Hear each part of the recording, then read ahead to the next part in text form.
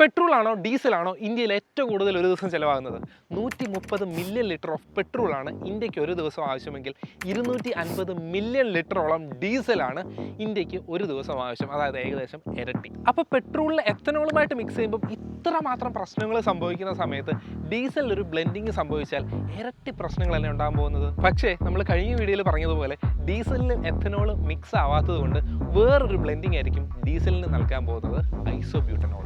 ഐസോബ്യൂട്ടനോൾ ഒരു 4 കാർബൺസ് ഉള്ളൊരു ആൽക്കഹോളാണ്. അതായത് നോർമലി ഉള്ള ഡീസൽ പോലത്തെ ഒരു ഓയിലി ടെക്സ്ചർ ഉള്ളൊരു കണ്ടന്റ്. ഓൾറെഡി നമ്മുടെ ടാറ്റ മോട്ടോഴ്സും BPCയിലും ഒക്കെ ഒരു 2% ബ്ലെൻഡിങ് ഒക്കെ സ്റ്റാർട്ട് ചെയ്തിട്ടുണ്ട്.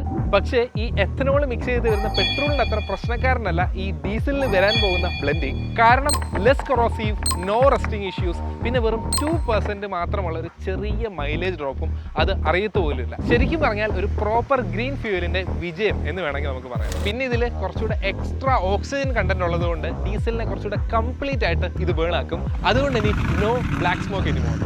പിന്നെ ഇതിനുള്ള ഒരു നെഗറ്റീവ്, ഇത് കൂടുതൽ ഓക്സിജൻ കണ്ടന്റ് ഉള്ളതുകൊണ്ട് കൂടുതലായിട്ട് ബേൺ ആവുമെന്ന് പറഞ്ഞില്ലേ, അതുകൊണ്ട് ഹീറ്റിംഗ് കൂടും.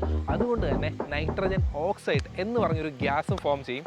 അതുകൊണ്ട് കമ്പനിക്ക് അവരുടെ EGR ഒക്കെ ഒന്ന് റീട്യൂൺ ചെയ്ത് ഇറക്കേണ്ടി വരും. പിന്നെ എത്തനോൾ ഉണ്ടാക്കുന്ന പോലെയൊന്നുമല്ല, ഫെർമെൻറ്റേഷനൊക്കെ നടത്തി ഐസോബ്യൂട്ടനോൾ പ്രൊഡ്യൂസ് ചെയ്യണമെന്നുണ്ടെങ്കിൽ നല്ല എക്സ്പെൻസീവുമാണ്. അങ്ങനെയാണെങ്കിൽ ഫ്യൂച്ചറിൽ ഇതൊക്കെ വന്നു കഴിയുന്നതിന് ശേഷം ചരിത്രത്തിൽ ആദ്യമായിട്ട് ഡീസലിൻ്റെ പ്രൈസ് പെട്രോളിനെ ഓവർടേക്ക് ചെയ്യാൻ സാധ്യതയില്ലേ? നിങ്ങൾക്ക് എന്ത് തോന്നുന്നു? Comment below.